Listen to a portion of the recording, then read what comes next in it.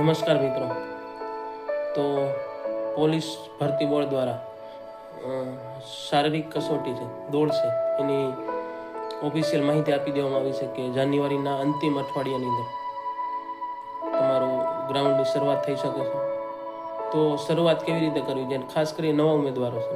મારા અનુભવ પ્રમાણે મેં તમને અગાઉના વિડીયોમાં પણ કીધું કે જાન્યુઆરીના અંત ભાગમાં ગ્રાઉન્ડ આવી શકે.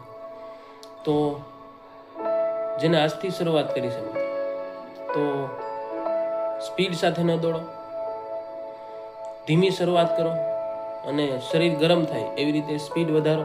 ધીમે ધીમે સંપૂર્ણ દોડો, 5 કિલોમીટર પૂર્ણ દોડો. ભલે તમારા માટે 50 મિનિટ થાય મિત્રો, હજી તમારા માટે 50 દિવસ બાકી છે.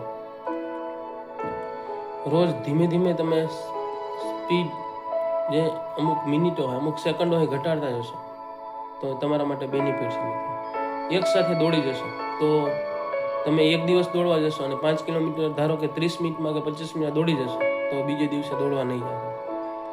તો ધીમી શરૂઆત કરો. 2 ટાઈમ દોડવાનું રાખો. તમે સવારે જાઓ, સાંજે પણ જાઓ. સાંજે 2.5 કિલોમીટર દોડો, સવારે 5 કિલોમીટર અને સ્ટેટ દોડો મિત્રો. નજર તમારી સામે રાખો. ઝુકાવેલું શરીરથી ન દોડો, એના ગેરફાયદા પણ થઈ શકે છે મિત્રો, ખાસ કરી નવા ઉમેદવારો છે. અને શ્વાસ ચડે તો ઊભા ન રહી જાઓ, પરંતુ ધીમી સ્પીડ કરી અને દોડો અને તમારું રનિંગ છે પૂર્ણ કરો મિત્રો. જો તમે હિંમત નહીં હારો તો ગ્રાઉન્ડ અશક્ય નથી, ગ્રાઉન્ડ શક્ય છે મિત્રો. અને એવા ગ્રાઉન્ડો અમે કરેલા છે મિત્રો. જે મેં એક ભુજની ભરતી કરી મિત્રો, આર્મીની, જે મેં 15 દિવસની અંદર ગ્રાઉન્ડ કરેલું.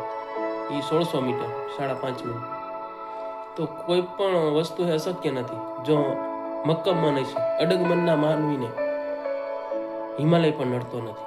અડગ મન હશે મિત્રો તો તમે ગ્રાઉન્ડ સે કરી શકશો. અશક્ય નથી. તમે 20 મિનિટમાં કરી નાખશો મિત્રો ગ્રાઉન્ડ.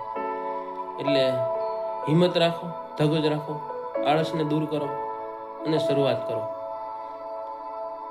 જો મન મક્કમ હશે તો જરૂર થઈ જશે.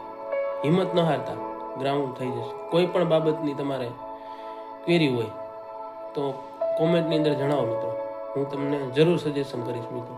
મેં પોલીસના 3 ગ્રાઉન્ડ અને ફોરેસ્ટના 2 ગ્રાઉન્ડ મેં પાસ કરેલા છે.